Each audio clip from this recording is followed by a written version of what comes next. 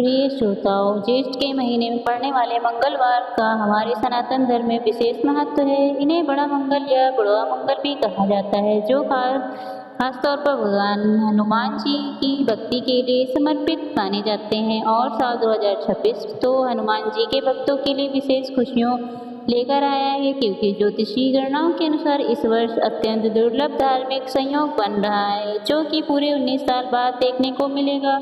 2 मई 2026 से शुरू हो रहे ज्येष्ठ मास के दौरान इस बार कुल 8 मंगलवार व्रत पड़ेंगे, जबकि सामान्यतः इनकी संख्या केवल 4 या 5 ही होती है। और यह अद्भुत संयोग भक्तों के लिए अधिक पूजन, व्रत और हनुमान जी की कृपा पाने के लिए विशेष अवसर प्रदान करने वाला है।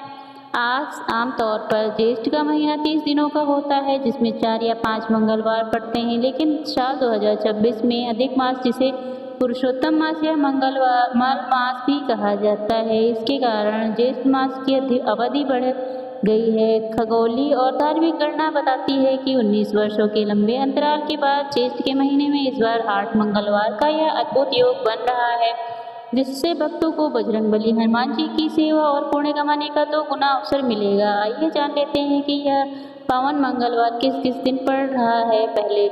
पहला मंगलवार पड़ेगा 5 मई 2026 को, दूसरा बुढ़वा मंगल 12 मई को, और यह दिन तो और भी अद्भुत होने वाला है, क्योंकि इस दिन हनुमान जन्मोत्सव भी मनाया जाएगा। तीसरा मंगलवार 19 मई को, चौथा मंगलवार 26 मई, पांचवा मंगल 2 जून, छठा मंगल 9 जून और सातवां मंगल 16 जून, आठवां मंगल 23 जून को होगा। और इस बार 23 जून को मंगलवार के दिन महेश नवमी का पावन पर्व भी मनाया जाएगा। बड़ा मंगलवार के दिन अगर आप पूजा करने के साथ साथ कुछ खास उपाय भी करते हैं, तो उसमें आपको आपकी बहुत सारी परेशानियों से भी मुक्ति मिल सकती है, जैसे कि कर्ज से मुक्ति के लिए अगर आप चाहते हैं कि हनुमान जी की कृपा आप पर बनी रहे और आप कर्ज लेने की स्थिति में ना आए, फिर आपके ऊपर अगर कर्ज है तो कर्ज से मुक्ति मिल जाए, इसके लिए आप ज्येष्ठ मास के हर मंगलवार को हनुमान जी के मंदिर में बैठकर श्री राम रक्षा स्तोत्र का पाठ या फिर श्रवण करें, क्योंकि हनुमान जी प्रभु श्री राम जी के परम भक्त हैं। इसलिए श्री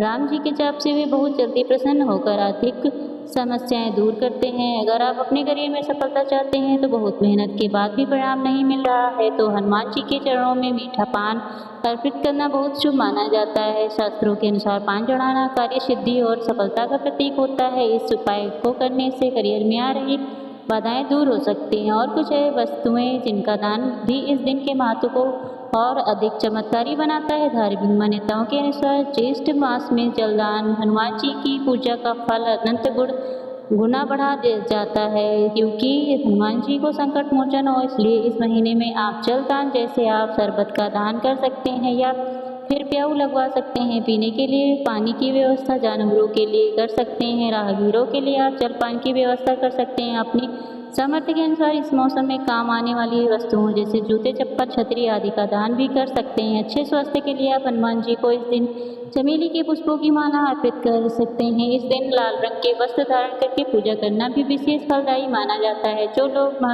मंत्र जाप नहीं कर पाते, इनके पास समय का अभाव होता है, उन्हें आज के दिन हनुमान चालीसा का पाठ अवश्य करना चाहिए। और हनुमान चालीसा का पाठ पुरुष या महिला दोनों ही कर सकते हैं। शुद्धता का ध्यान आपको विशेष रखना होगा।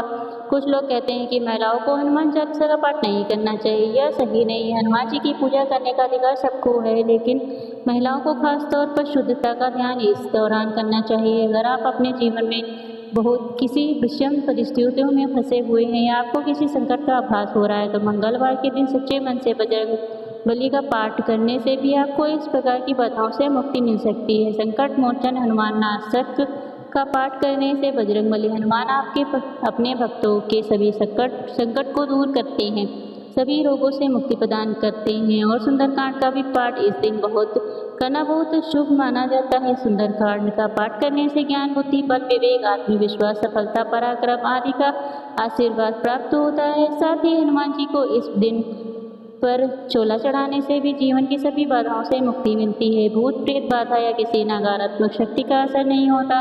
इस दिनों में हनुमान जी को चोला भी चढ़ाया जाता है। तो चोला कितने बजे चढ़ाना शुभ माना जाता है, यह तो देखिए। चोला चढ़ाने का सबसे शुभ समय ब्रह्म मुहूर्त या फिर सूर्योदय के समय ही माना जाता है। सबसे पहले हनुमान जी की प्रतिमा को गंगा जल से साफ कर लेना चाहिए।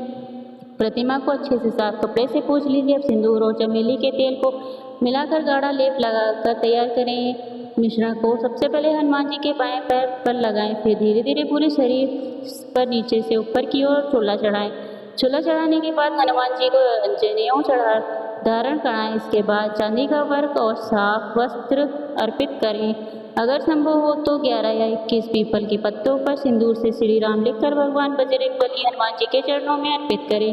फिर चने गुड़ और मिठाई का भोग लगाएं या फिर बूंदी के लड्डू का भोग लगा सकते हैं। धूप दीप जलाकर हनुमान चालीसा का हनुमान जी के अन्य मंत्रों का जाप या पाठ करें। सबसे अंत में कथा सुनने के बाद हनुमान जी की आरती करें और फिर सच्चे मन से क्षमा याचना जरूर करें। पूजा करने के बाद थोड़ा सा सिंदूर अपने माथे पर तिलक के रूप में लगाएं, फिर प्रसाद ग्रहण करें। इस प्रकार हनुमान जी की पूजा करना चाहिए। हनुमान जी को चोला चढ़ाने से मानसिक और शारीरिक वृद्धि में शक्ति में वृद्धि होती है। शनि या मंगल जैसे ग्रहों के अशुभ प्रभाव को कम करने में हनुमान जी को चोला चढ़ाना बहुत शुभ माना जाता है।